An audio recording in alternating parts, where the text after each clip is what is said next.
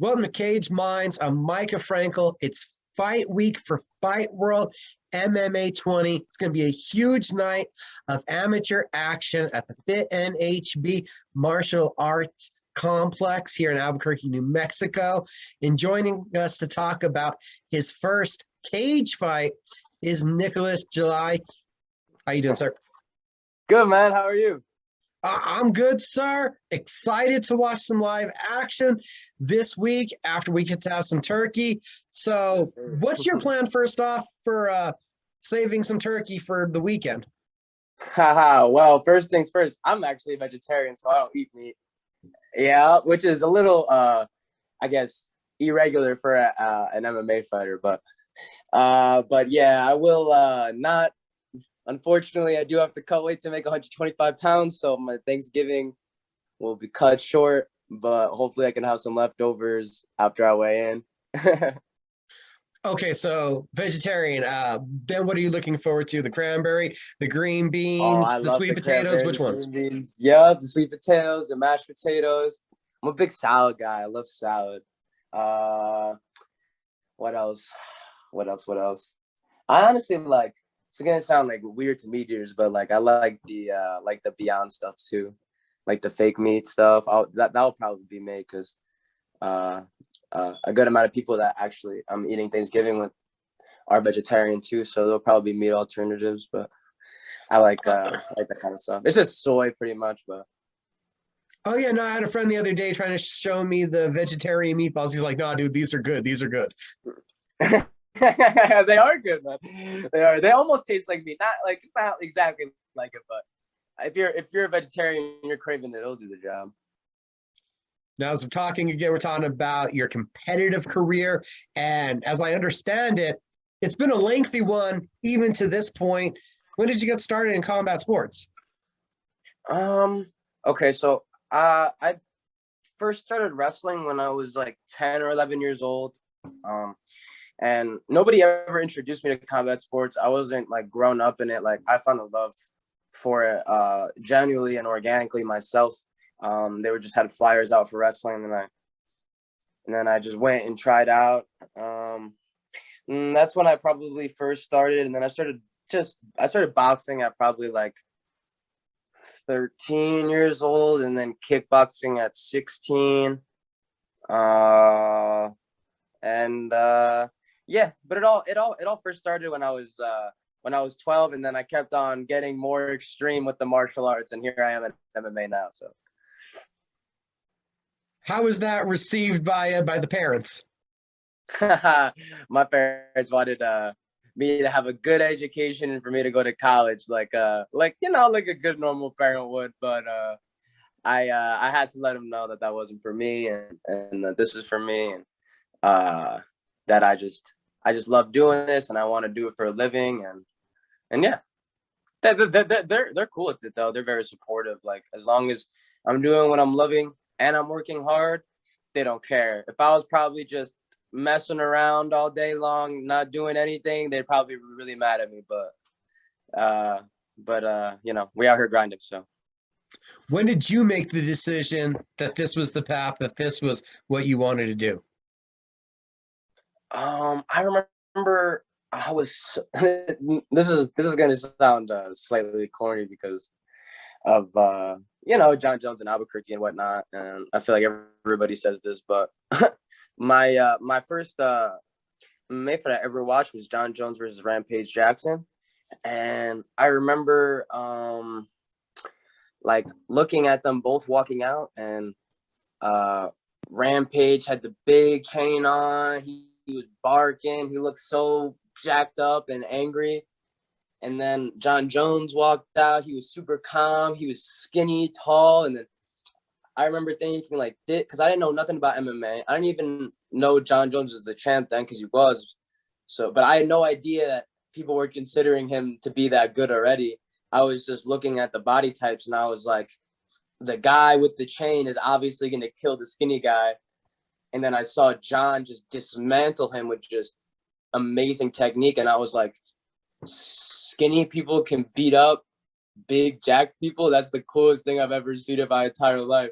So immediately I was like super drawn to it. And then I became just absolutely obsessed with it early teenage years. Like, I probably would have been obsessed with it earlier, but again, like I said earlier, nobody showed me MMA. Nobody introduced me to it.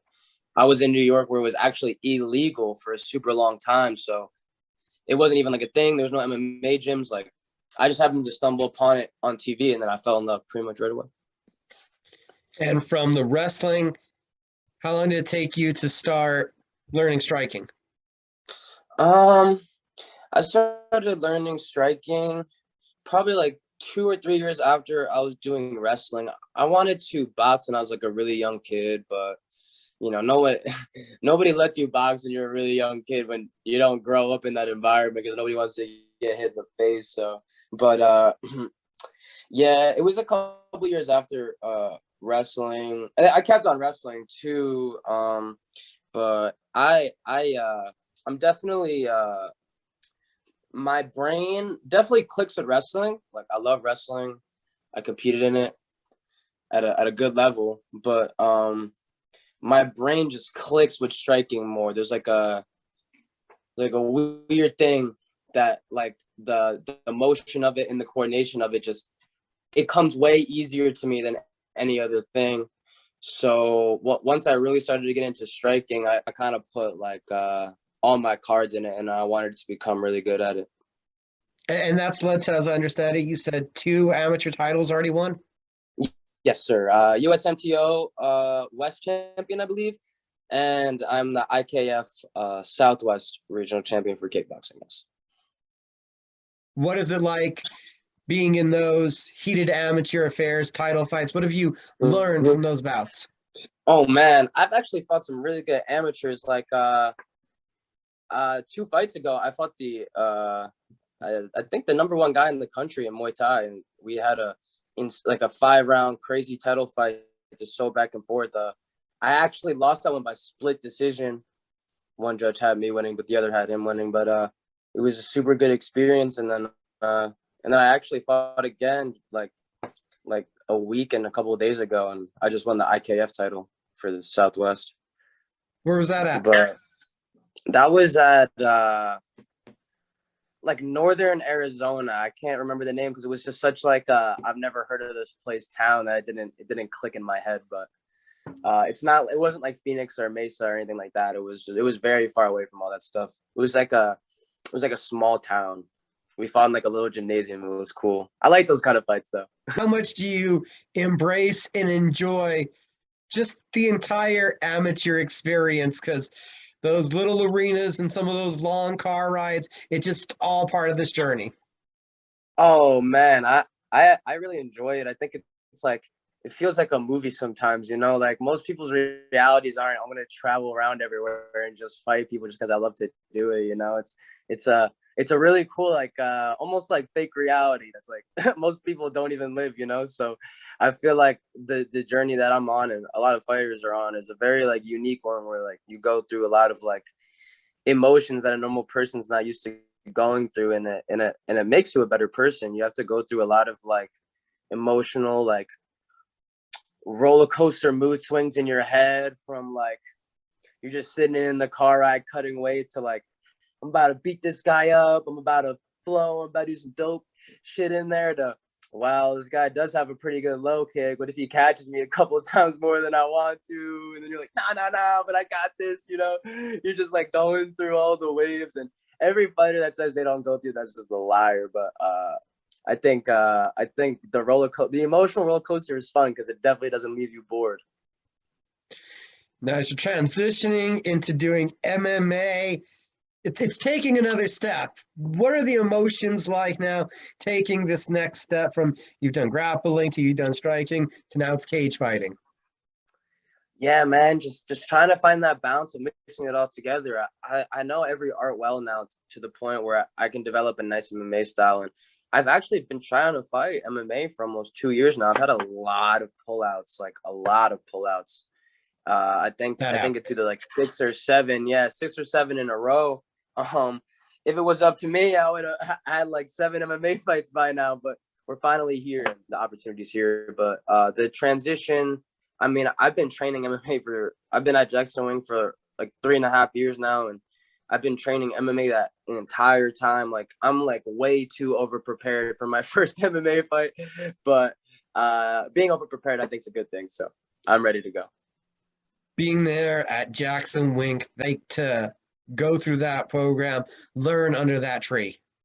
More than anybody, who's put the most work into me out of any coach is Coach Alex. I don't know if you know who that is, but he's the Muay Thai coach there. And we have like a really good relationship where I'm actually his assistant coach now too, where I actually help him with people now and stuff. And he's taught me, he's leveled up my striking to levels that I didn't know I could get in the amount of years that I've been doing it for. And he's helped me insane amounts. Like, I can't even express it to you. Like, there was a point where me and him were just like, during coronavirus, we'd be in a park just working out like 3.5, 4 hours a day, just straight on developing my skill, while everybody else was just staying inside.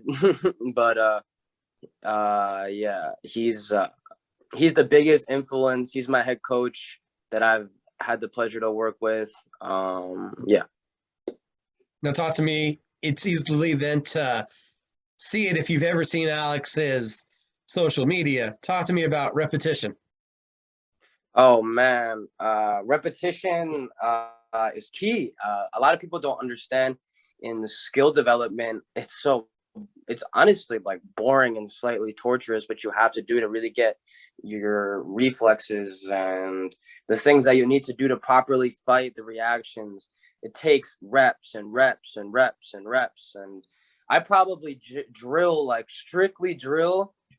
I'm not talking about the classes that I do. I'm not talking about all the other stuff, the sparring. Like me, solo drilling, I probably drill 4 hours a day on reps, just over and over and over. I probably work out like 7 to 8 hours a day usually. I'm a madman with it, but everyone thinks I'm crazy, but I like it.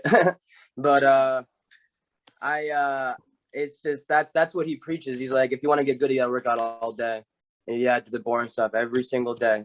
And it's almost the same thing every single day too. Like, we'll switch it up a little bit, but like if you actually like really look at like a boxer's skill development, or like a Thai fighters, they're probably the best strikers in the world. I would say boxers and Muay Thai fighters in their respective things that they're doing, and they're so good just because they do the same thing over and over and over again every single day, and they don't change it up for nothing. Maybe every now and then just to spice it up, but it's always the same. And that kind of repetition, I believe, is what gets you good at martial arts. Like, I want like a bunch of amateur fights before I go pro. I already have a little good amount, but I'm trying to get like 40 fights probably, just across the board, from like boxing, kickboxing, Muay Thai, MMA, and just fight all the time. Like, I fought a month ago, and then I fought 10 days ago, and then I'm about to fight on Saturday, and then the week after that I have a kickboxing fight again. So I'm just trying to fight to the point where I'm just so comfortable, I don't even think it's like a fight anymore. I'm just like, this is just what I do at this point, you know. So I'm trying to get like the ties. I'm very I feel a lot of motivation from them, and I really feel like what they're doing is effective, and I like it. Like, I'll keep fighting, like win, lose, draw. I don't give a shit. Like, nothing's gonna stop. It's just experience to me at this point. I'll fight the number one guy in the world tomorrow, like in amateurs. I don't care. It's just the mindset, you know. Like, I just feel like if you really want to get good at fighting, you should fight all the time. Like, I don't understand why other people don't think like that, but because it's a whole skill on its own. And you have to get a lot of experience in it. Like, it's so crazy and hectic, and you have to learn how to be calm in that insane environment. And the only way to do that is to fight a lot. Like, Israel Adesanya is only so calm in his fights because the guy has had 110 kickboxing fights, and he's just been in there so many damn times that he knows himself in there, and he knows how to express himself honestly. And in order to do that, it is dangerous to fight constantly. But if you believe in yourself and your skills, you'll do it. Saturday. I'm already excited for it. You done it. We're excited. We're ready. What's the last message for the fans? Oh man, I'ma just bring it, man. Like the only thing I can guarantee you is I'm gonna go in there and I'm gonna fight, and it's gonna be exciting. I'm gonna look for the finish from start to finish. I'm gonna try to look cool out there. I'll try to move my head, not get hit too much. It's gonna be fun.